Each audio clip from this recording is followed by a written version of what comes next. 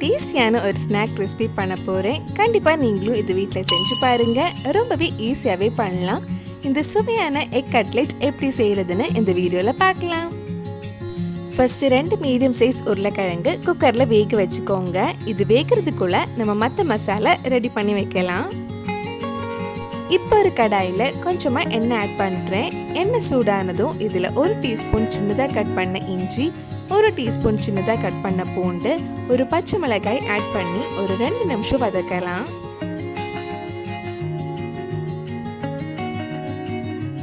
இது லைட்டாக ஒரு 2 நிமிஷம் வதக்குனதுக்கப்புறம் இதில் சின்னதாக கட் பண்ண ஒரு பெரிய சைஸ் வெங்காயம் சேர்த்து வதக்கலாம். வெங்காயம் சீக்கிரம் வதங்கிறதுக்காக கொஞ்சமாக உப்பு ஆட் பண்ணிக்கோங்க. நம்ம சேனலில் இதுக்கு முன்னாடி ஃபிஷ் கட்லெட் எப்படி செய்கிறதுன்னு வீடியோ போட்டிருந்தேன். அந்த வீடியோ நீங்கள் இன்னும் பார்க்கலைன்னா அதோட லிங்க் இதில் டிஸ்கிரிப்ஷனில் இருக்குது. மறக்காமல் அந்த வீடியோ போய் பாருங்கள். வெங்காயம் நல்லா வதங்கிறதுக்குள்ளே நம்ம இன்னொரு பவுலில் முட்டை பீட் பண்ணி வைக்கலாம். நான் இன்றைக்கி கட்லெட் பண்ணுறதுக்காக 4 முட்டை எடுத்திருக்கேன்.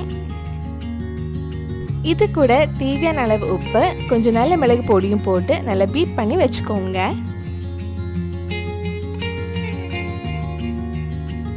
வெங்காயம் நல்லா வதங்கி சாஃப்ட் ஆயிடுச்சு. இனி இதில் மற்ற மசாலா ஆட் பண்ண போகிறேன். இதில் 1/4 டீஸ்பூன் மஞ்சள் பொடி, 1 டீஸ்பூன் நல்ல மிளகு பொடி, 1/2 டீஸ்பூன் மிளகாய் பொடி, 1/2 டீஸ்பூன் கரம் மசாலா சேர்த்து அந்த மிளகாய் பொடியோட பச்சை வாசனை போகிற வரைக்கும் கொஞ்சம் நேரம் வதக்கலாம். கட்லெட் பண்ணும்போது எப்போதுமே நல்ல மிளகோட டேஸ்ட் தான் ஜாஸ்தியாக இருக்கணும். அப்போ தான் கட்லெட் டேஸ்டியாக இருக்கும். மசாலோட பச்சை வாசனைலாம் போனதுக்கப்புறம் இந்த மசாலா சைடில் ஒதுக்கி வச்சுக்கோங்க. அதுக்கப்புறம் நம்ம பீட் பண்ண முட்டை ஊற்றி நல்லா ஃப்ரை பண்ணி எடுக்கலாம். முட்டை நல்லா வறுத்ததுக்கப்புறம் இந்த மசாலா கூட சேர்த்து மிக்ஸ் பண்ணி எடுத்துக்கோங்க. நம்ம சேனலில் நிறைய ஸ்நாக் ரெசிபீஸும் பண்ணியிருக்கோம். அதோட லிங்கும் கீழே டிஸ்கிரிப்ஷனில் இருக்குது. முட்டை மசாலா கூட சேர்த்து நல்லா மிக்ஸ் பண்ணியாச்சு. இனி இதில் நம்ம வேக வச்ச உருளைக்கிழங்கும் நல்லா மசிச்சு இது கூட மிக்ஸ் பண்ணிடலாம். வேக வச்ச உருளைக்கிழங்கு தோலெல்லாம் எடுத்ததுக்கப்புறம் இந்த மாதிரி நல்லா மசிச்சு வச்சுக்கோங்க.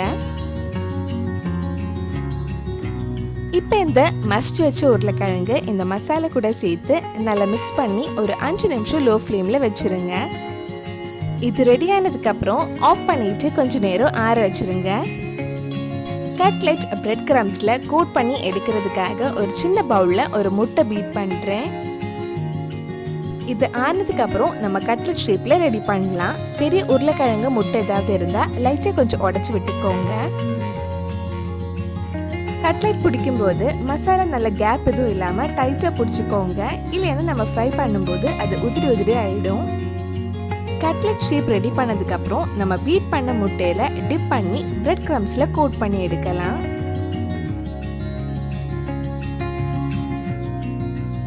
இந்த மாதிரி எல்லா கட்லெட்டுமே ரெடி பண்ணி வச்சுக்கோங்க. ஃபங்க்ஷன்ஸ் ஏதாவது வரும்போது இந்த மாதிரி ரெடி பண்ணி ஃப்ரீசரில் வச்சுருங்க. தேவைப்படும் போது ஒன்றொன்னா ஃப்ரை பண்ணி எடுக்கலாம்.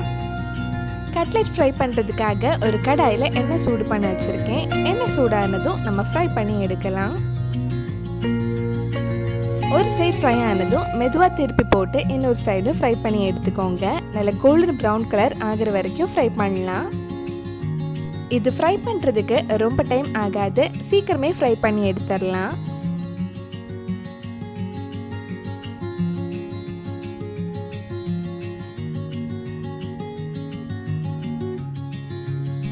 இதே மாதிரி மிச்சம் இருக்கிற கட்லெட்டையும் ஃப்ரை பண்ணி எடுத்துக்கோங்க. ரொம்ப ரொம்ப டேஸ்டியாக கிறிஸ்பியான எக் கட்லெட் ரெடி ஆகிடுச்சு. கண்டிப்பாக நீங்களும் இந்த ரெசிபி உங்கள் வீட்டில் செஞ்சு பாருங்கள். பிடிச்சிருந்தா இந்த வீடியோவை லைக் பண்ணுங்கள். உங்கள் ஃப்ரெண்ட்ஸ் அண்ட் ஃபேமிலிக்கு ஷேர் பண்ணுங்கள். வேறு எல்லா ஸ்நாக் ரெசிபி நம்ம சேனலில் ட்ரை பண்ணலான்னு கீழே காமெண்ட் பாக்ஸில் சொல்லுங்கள். நீங்கள் இன்னும் என்னோட சேனலை சப்ஸ்கிரைப் பண்ணலைன்னா மறக்காமல் சேனலையும் சப்ஸ்கிரைப் பண்ணுங்கள். கூடவே அந்த பெல் ஐக்கனையும் ப்ரெஸ் பண்ணால் நான் புது வீடியோ போட்ட உடனே உங்கள் ஃபோனுக்கு நோட்டிஃபிகேஷன் வந்துடும்.